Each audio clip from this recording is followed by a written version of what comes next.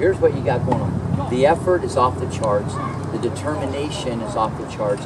He's very physical and wanting to hit the ball. He wants to give it a whack. You know, he's not like timid with his body movements. Right now, in my opinion, that's pretty much his calling card. What I mean is, he's doing a lot of shots over the net because of him. Okay, he's swinging low to high, and the stroke, the grips aren't bad, and all that good stuff.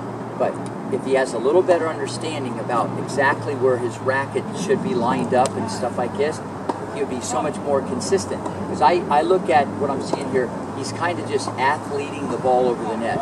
He's just kind of manufacturing the power, and it's not really like, you know, like effortless liquid type power. You know, he's like, ugh, he's trying hard, and that's a great quality. And once he gets bigger and he gets this more under control, that will really help him. But for right now, let me explain the backhand. Okay, and the way I'm going to show you, once again, is the best way to hit it. And I've had a lot of people that have had amazing backhands. Sharapova, Venus, Serena, Capriati, Roddick's backhand winning backhand. So just a lot of people that have had very good backhands. But the best way to hit the backhand, the most efficient way, is the way Djokovic does it, or Murray, or Safin, or Agassi, or Marty Fish. They really have the best backhands in the last 5 years. And here's what they do.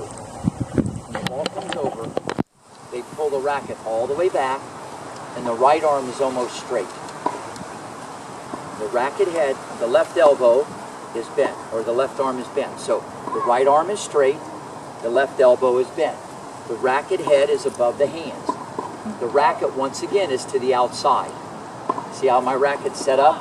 It's almost like a left-handed baseball player, except my hands are around my waist. Now look at this. See that? Now watch this.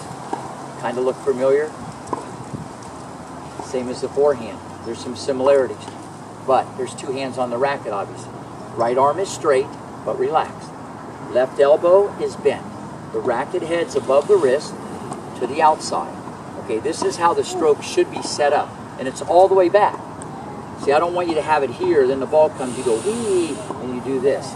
We want it all the way back. And you can probably look on the internet, just put Djokovic slow motion backhand. And you'll see, he's waiting, just like Rick's telling you. Right arm straight, left elbow bent, racket above, a little bend. Now, here's what happens. When I feed him the backhand, he goes like this. He takes the racket back, then at the last second, he grabs it with the other hand, just goes, get in there. You know, he takes it back like this, which we don't want. Then he grabs it at the last second, and the racket is pretty much like straight, and he goes low to high and just kicks it over. The reason why he might like it better, maybe than the forehand, because he has two hands on the racket, he feels stronger, it facilitates more body rotation naturally. So for the littler kids, younger kids, less goes wrong because they're just more connected because there's two hands on the racket. But the way you're taking it back and this stuff, we got to change. So from the ready position, I want him to go like this. If his hand's here or here, his hands will always be on the racket. See, I don't want you to go like this and just grab it. Does that make sense? So whether his hand is here or here, it doesn't matter. If it's here, he slides it down right away. Or if it's there, he's in business already. When you take it back, he can take it straight back, which is fine, but at the end of the day, the racket head has to be above the wrist. Here we go again. Remember how I said that the racket head's above the wrist? That's the easiest way to get the power. So ready position. So when he takes the racket back, go ahead and turn. Turn your feet. Keep turning. So the racket is going to be, his right arm is straight. Right arm would be straight, his left elbow would be bent,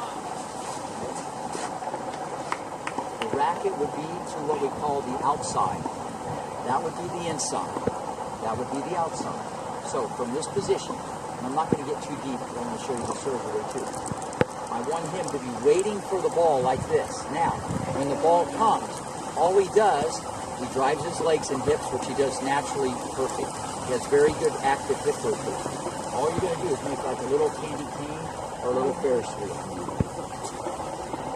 Alright? So, ready for push-up. Go ahead. Turn, show me where the racket's going to go. Now, that's good. Put your hands closer together. The hand should be around the pelvis or the waist area when he takes it back. You don't want him to be like this.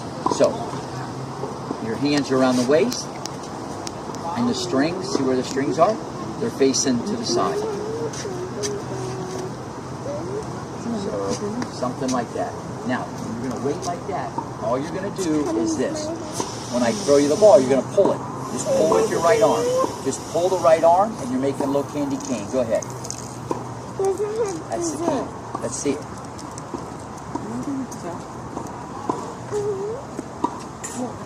So, ready position. Go ahead and turn, set the racket. So, before the ball even comes, and there has to be another change. His right hand, the grip is incorrect. With the right hand, he's holding an Eastern grip. What that means, he's kind of shaking hands. He just changed it before I could grab it. You knew what? I looked down, he moved it over. Yeah, so yeah, that's where you want it. That way you get a lot more power. It won't feel like awkward.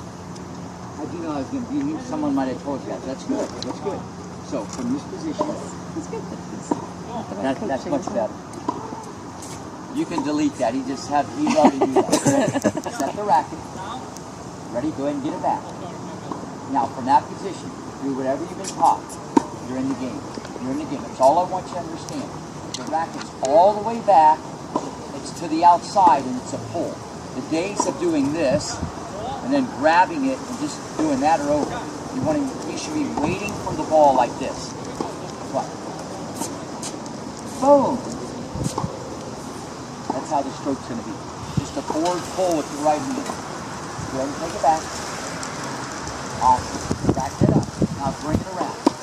Great. You're doing great. Do it again. Back it head is up. Keep it up there. See, this is why I wanted to change this.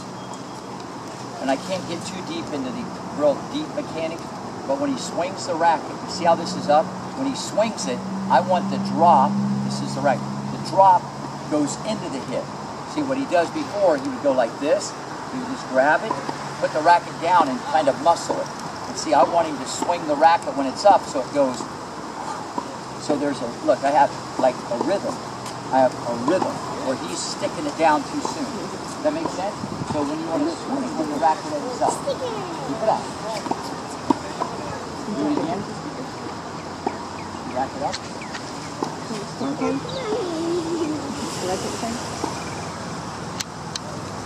All of you. See what it is? So you want to just go like this. Does that make sense? Just bring it around. Ready position. Now go ahead and turn and get it back there. Yeah. Now keep it there. Whoops. Drop it too soon. What I was telling your dad, the drop goes into the hip. Watch. The drop goes into the hip. Drop the hip. So when the racket drops, that's what you do. Okay? Back that up. See how he did this? He went up, down. And what I want him to do is keep it up. When he swings it, the drop goes into the hip.